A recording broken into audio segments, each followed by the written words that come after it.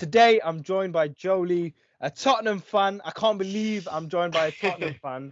One club that I'm sorry, bro. I'm sorry that your club is the one club I cannot stand. Okay. But Yeah, today, we're going to do a little interesting video. I'll let you actually explain what we're doing today so you can introduce yourself as well. yeah, let's go. Firstly, thanks for having me on Vibe Sport for the first time. Let's get a good debate going. Obviously, we're doing a Tottenham versus Chelsea combined 11. We're going to do it in the shape of a 4-4-2. Obviously, some positions the players won't be their main position. We're going to go with who we think's sort of the best 11 overall. And yeah, let's get it cracking, man. I'm excited. Going to be some interesting positions with some good talking points. It's a bit sad because I mean you could probably agree with me on this one. This is not the strongest Spurs or this is not the strongest Chelsea squad there's been over the years. We're both kind of battling some rough times. Obviously you beat Arsenal the other day, which was great for you, but even us, like we are third somehow, but I don't know how. It's not all roses at the moment. And quickly, just to get a Chelsea fan's point of view, do you think are you happy because it's Lampard, and compared to Sarri, what are you thinking of Lampard at the moment? You know what? It's hard to gauge Lampard's full ability because the guy's definitely got boxing intelligence. Sorry, boxing. I'm thinking about boxing. He's definitely got football intelligence, and he knows what he's talking about. He's a star, right? He's one of England's greatest defenders of the last era. So he definitely knows what he's doing, and he's proven that he can coach. Right? He's done what he did at Derby, and to do what he's done at Chelsea when we had the transfer ban. Hazard, etc., is very impressive for a manager with limited experience. Sarri, on the other hand, was a manager who's been managing for a handful of years now at the top level, and he hadn't won anything. But fair play to him, he was great as well. But I think the main thing with Lampard is, to answer your question, is he's got the boards back in. That's the biggest thing. And I had no expectations of this season. I didn't really, got time. Yeah, I was like, I actually didn't mind if we didn't get top four because I was like, I know that this season won't be great. I just want a completely new Chelsea to be, reborn, basically. Yeah. But, somehow we're third and we're holding on to it. So I'm kind of happy. Same question to you. Mourinho obviously is coming at Tottenham. Very successful manager over the years. Done us over by signing for you guys. Absolute scenes. But are you happy with Mourinho's sort of performance at the club so far? Yeah, it's an interesting one because I've been back and forth. Obviously, a massive win at the weekend against Arsenal. But the thing is, most clubs, he's already found his feet a bit more than he would have at this stage. I know coronavirus has put a massive stomp on his plans, but I'm going to give him, obviously, this year to sort of just learn about the squad because I know he's had time already. But I think the second year, we all know, is his best year at every club, and I just want trophies, bro. That's all I want, and if he can deliver that over 3 years he's here for, I'm happy. My hay fever would go off in a Tottenham Hotspurs trophy cabinet. So just, bro. I'd be like, I've heard that joke too many times. Well, you've been seeing me sneeze since we've called, so that would be 10 times worse if we were at White Hart Lane. Yeah. But anyway, let's get into it. We've got a good little video today. So first up in the positions, we're obviously going to be talking about the goalkeepers. I think I've already made my mind up on this one. We signed Kepa Arrizabalaga for 72 million, our most expensive signing on a keeper that, in all honesty, I didn't even really know much about. And I'm sure a lot of fans can agree with me. Unless you're a die-hard football fan, you watch every league in the world religiously, you know about Kepa, but I really didn't. I watched his highlights, I was all right, maybe, he can pull off a few acrobatic saves, which he did since he's been here. But the guy, the simple saves he can't pull off. I saw a stat the other day. We conceded a stupid amount of goals since he's been at Chelsea. And it's just, it doesn't help that he's not got the longest arms in the world. He's not the tallest goalkeeper in the world. Yeah. And he really, I mean, I'm not one to talk. I'm not a goalkeeper, but I know the basics of your positioning and stuff like that. When he's one-on-one, he really struggles a lot of the time to deal with those one-on-ones, to put someone off. He's usually just stuck in the middle and hopes for the best, which is not good from a Premier League goalkeeper. I completely agree, and it's sort of on my hand, obviously, Lloris, number one keeper. We have a lot of the same problems now. I think he's a better keeper for me. Like, he still pulls up, I'd say, 70% of the time. He pulls worldies, and he's on form, and he plays well most games. But that 30%, you've seen it in the World Cup final. I've spoke about this many times, but he makes mistakes. Let's not get it twisted. But for me, I think, would you agree Lloris is the keeper? Yeah, I think Lloris, you have to go with him also because he's kind of a veteran now, isn't he? He's been Lloris, here and for a while. yeah, even though he makes those silly mistakes, I mean, granted, Still a World someone Cup like, winner as well. yeah. Even Petr Cech back in his days, he used to make mistakes here and there. Yeah. De Gea, these top keepers always do. Casillas always they all make mistakes. It's hard not to sometimes as a keeper. But Lloris, out of the two, if you had to pick, which we are, has to be him because he's definitely the veteran of the Premier League. Yeah, for sure. And I think it moves nicely onto, we're going to go on to left back next. Yep, go on. You introduce the left back. It's the most 7 out of 10 player, the most never goes above and beyond type player, Ben Davies. Now, don't get me wrong, he's a great player. He gets an assist here and there, not a lot, but he never goes over the line for me. And I think it's not going to be hard to top this and get someone else into that left back position. Yeah, so we've got Aspilicueta there, club captain, leader, can drive forward, puts in a brilliant cross. Obviously, again, has his off games we've seen a few times, but he's one of the only people. I think he started every Premier League game last season, every single one. That's ridiculous. And he's just proven himself to be a world-class defender in his own right. And I think it's been a pleasure to watch because he came in as, again, another guy from Europe that we were like, all right, let's see what he's got. Yeah. And to turn around and become the club captain and have a leader mentality is brilliant to see. 100%. I mean, the things you said there, Ben Davies has none of them. He just turns up and passes the ball around. He never creates. He just does. Like, he won't go above and beyond, like I say. And we need someone else to do it. He's a squad player. He's a squad filler, not a squad starter for me. Yeah. We move across into centre-back position, and I think this is a very interesting position for both of our clubs. Yeah. Not the strongest of bases, but it's debatable. So first up, we've got Zuma for me. Kurt Zuma has been in and out the club, been on loan a couple of times, but when he first came to the club, instantly I was a fan. I was really disappointed when we let him go on loan because that man, talk about last-ditch defending. He's our best defender at our club, centre-back wise. I've never seen someone be able to pull off a last-minute tackle quite perfectly as he does it. He's always there somehow. Physicality is there.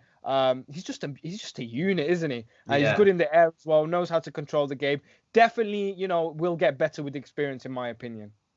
Definitely, sort of similar to Davinson Sanchez, who's my first centre-back pick. I think I expected more from Zuma when he first burst on the scene before he was going out on loan. I expected a bit more from him, but he's, like you say, he's strong and he fills that position well. With Sanchez, he's matured a lot over the last 6 months. Well, before the break, obviously, he's matured a lot. He's had some quality games.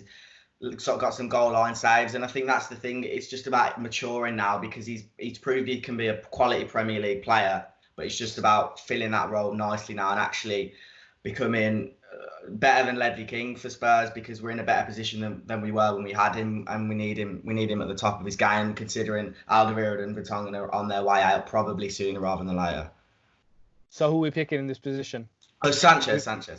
You're going. Yeah. I can kind of agree with that in terms of maturity. Okay. I'm sorry. I thought you meant. I think Sanchez overall. Yeah. Yeah.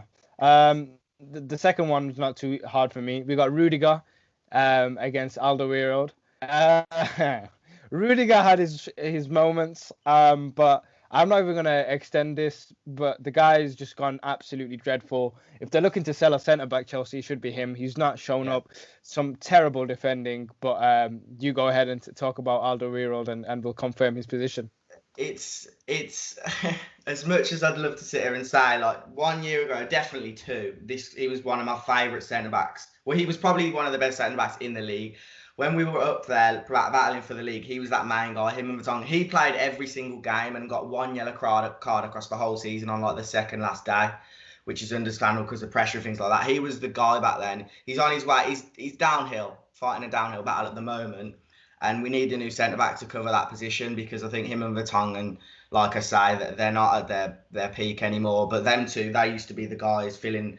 He'd stayed back. His heading would be fantastic. He'd always hoof the ball up when needed to. He knew how to play the Spurs way. And like I say, he's still quality. He gets into the starting lineup, scored against Arsenal. But it's a downhill battle. But I think over Rudiger. He has to be in there. All right. So right back, I've got Reece James, and I'm gonna have to hold this one strong. The kid Yeah. is young. The kid is Hmm. talented. The pace on the kid is just ridiculous. He's gonna be a unit moving forward. Hopefully he stays on the track.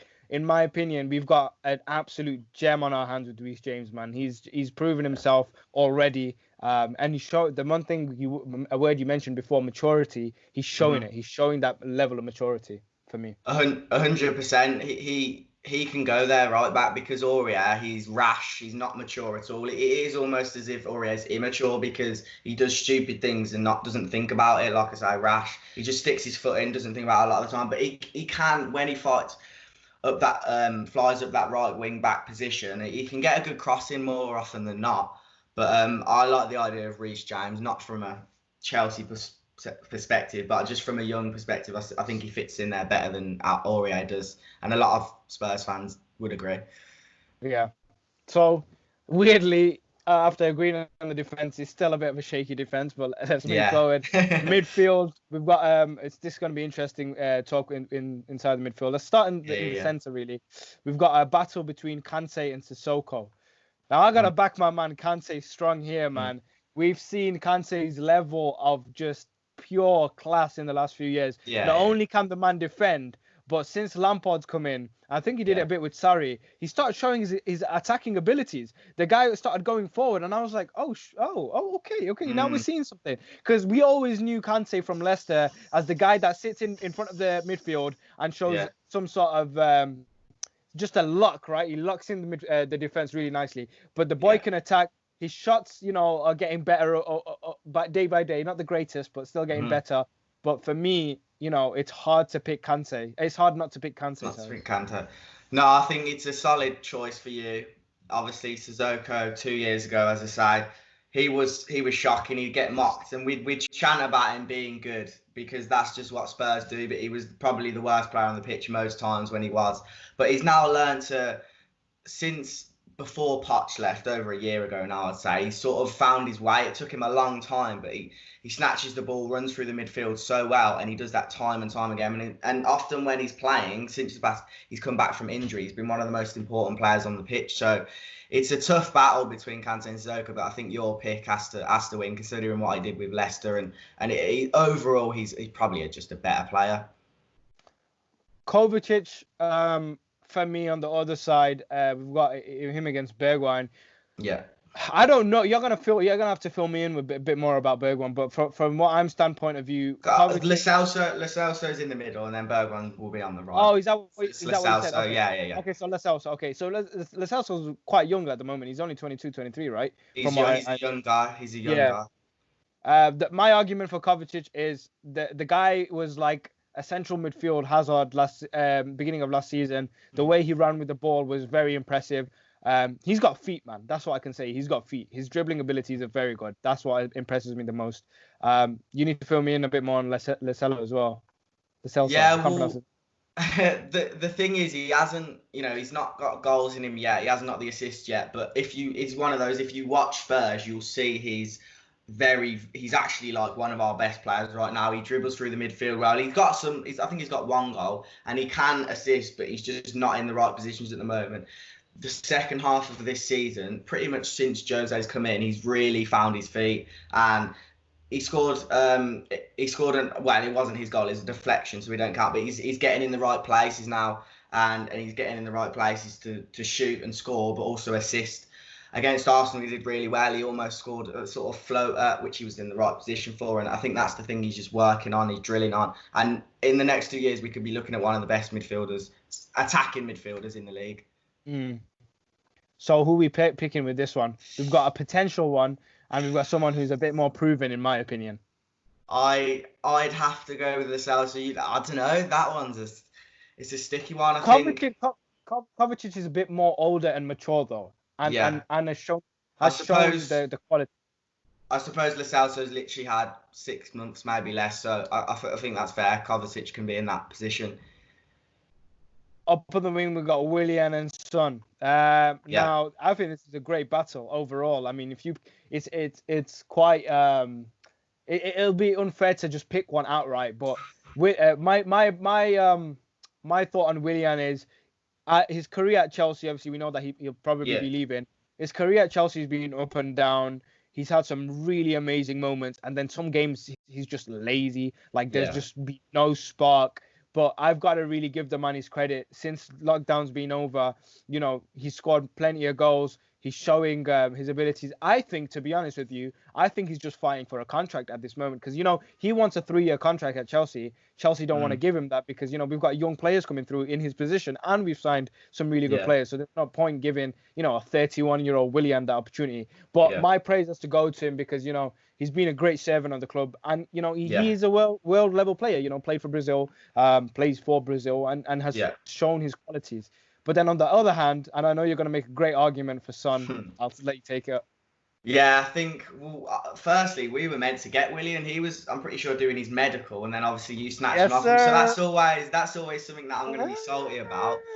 But with Son, he's had, since lockdown, he hasn't been great. But then you see him on Sunday, that goal against Arsenal, he's done that against you. Remember that goal at Wembley? He comes down the right from literally from almost the keeper's box and took on your whole team.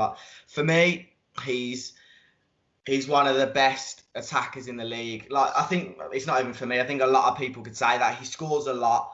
Other than the first few games from lockdown, I think he's getting back into form now. He scored against Villa in the last minute of the game. He scores goals and he's not even a striker. He can play that role obviously when Kane's injured.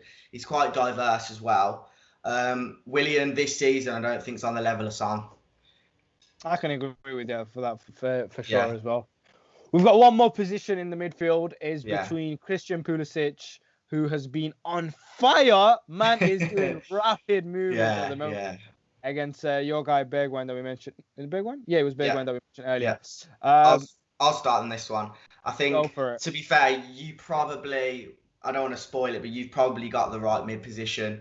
I think Bergwijn, he's pacey, he's scored, but he's not there yet. He's only played about, I don't know, I'm not going to guess. He's been maybe less than 15 matches for Spurs. He's not found his feet fully yet. Like against Arsenal, there was a chance that come to him in the box and he sort of stood back, tried to volley it when he should have taken a touch and just got the ball as soon as possible. He's not used to the speed of the Premier League is the point I'm trying to make at the moment. Although he scored twice, the goal against City was a phenomenal goal. The goal against United, arguably De Gea should have saved. But I think this position is probably better over at Chelsea. Pulisic has definitely proved himself since he's, especially after lockdown. I'll just say one statement on Pulisic. After Hazard left, right, I was obviously heartbroken, crying tears all night. But the reason I was doing that is because whenever we got the ball to Hazard, you expected something, you expected a spark, and that's what I was going to miss. Even though we had some of our worst seasons over the last few years, every time Hazard pulled us through, somehow we won the Europa League, Hazard pulled us through. It was always Hazard, and when he left, you're like, who's going to do that? We buy Christian Pulisic, first half of the season, he's not really shown much. He's shown he can score. I think he had a bit of an injury mid-season. But since he's come back, my word, he is good on the ball, man. Again, another guy, a bit like Kovacic had that impression on me, but he couldn't fulfill it fully. Yeah. Pulisic, I guess because he's more higher up the pitch, has definitely shown the ability to do that. Yeah, no, he's played well this season. I can't even lie. I don't like seeing it, but when you watch it, no matter what team it is, you can admire and certainly understand he's a quality player. To be fair. Do you want to introduce the strikers? Yeah, so it's a sticky one because obviously Ali's not mainly a striker, but for the sake of the 4-4-2, he's going to go up there. He scores a lot as well, so that's my first striker. And then who's your first? Well, we picked. I think I'm gonna pick it the other way around. Okay. I'm gonna give, as you said, Ali's not like the main starter. Giroud's more or less are he starts on the bench most of the times. So I'm gonna pick Giroud to face off against Ali. Yeah. Okay. Hopefully I'll take these last two positions home. And I think not arguably really, Ali's for a centre attacking mid, he scores more than enough. He's sort of like a Gerrard, the way he can attack, he can assist, but he can also score from many different areas in the pitch.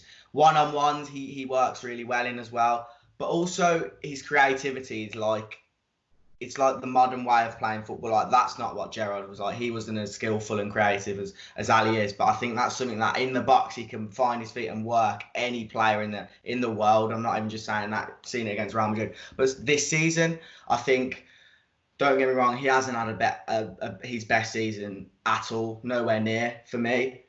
He needs to get his goal tally up, but he beats Giroud surely. Yeah. So the thing is, if we're talking about a 4-4-2 up front, like target man, Giroud is the best target man in the world. Don't even, when Arsenal fans used to say, mate, when Arsenal fans used to say it, I used to laugh. But now Giroud's at Chelsea, I want to back him. No, listen, let me tell you one thing about Olivier Giroud. He is one of the most underappreciated, I'm not saying underrated, underappreciated players in the world. Because, I can understand that. Yes, he doesn't do all your fancy stuff or always score bangers, but he has the experience of a proper, strong, solid. I can score a header. I can finish the ball. He's got that. The only thing here that I'm gonna give into is a great argument you made. Dele Alli is just fucking fantastic on the ball, man. He's just so good. He really is. So it's kind of hard. The second position, by the way, when you talk about the second striker, I can agree with you all day long on that one. But this one, I guess I can put Giroud on the bench to come on for Ali, because there'd be a good reverse if Ali's not doing what he does, especially Giroud can come on. I think both of the strike partnerships we have, even if it was Giroud and Ali, that wouldn't even be. Yeah, I think obviously it's a 4-4-2, so it makes sense to put Giroud there. But then you look at Ali; he's played at striker once or twice for Spurs, and he still scored. Like he can play that role. For the sake of this video, what are we gonna go with, bro? I think I'm just gonna give you the Ali position. He's a bit more. He's a bit more of the class player. Don't get cheeky. he's a bit more of the class player out of the two. You got to give that to him. The last one's not hard at all. I back Tammy Abraham a lot. Tammy Abraham is a talent if he keeps showing up. Not being the best since the lockdown, but it's a downhill battle for him against Harry Kane. Come on, I mean England's striker. You can't go against him. Yeah, England's captain, 137 goals in 200 Premier League games. Just about 2 weeks ago against West Ham, he set that. And he's going to be one of the only players to ever get 200 Premier League goals. I'm certain of it. Whether it's at Tottenham or not, hopefully it is, of course, for us. But any striker in the Premier is going to be hard to argue is better than Harry Kane. And I think he showed that. Obviously, he's not always consistent, but he's been good since lockdown. He has his games where he literally is not involved at all, and that's something that he needs to. I guess you could say he needs to work on. But does he? If he's getting 137 goals in 200 games, that's greatness. So, although he can disappear at times, he picks up in big games and in important moments. So he has to go there, fill the number one spot. Yeah, it's a weird battle because you're talking about a youngster coming up against someone who's one of the best strikers in the world. So but there you have it, guys. Credits to Tammy Abraham, though, of course. Yeah, of course. And let's hope he doesn't fall off, because he's not been the greatest since lockdown. But he's a young kid, and I'm sure he'll prove himself over time. I've got faith in him. But yeah, like I was gonna say, that was the video, guys. A full 11. If you disagree with us, make sure to let us know down below. Who would you have instead of certain positions? If you also want to see another collaboration of any other sort, let us know also in the comments. Make sure to follow Joe on his social media. Link it in the description. But if you do support Spurs, still subscribe to me, because I need the subscribers. But yeah, guys, I'll catch you on the next one. Peace. Thank you.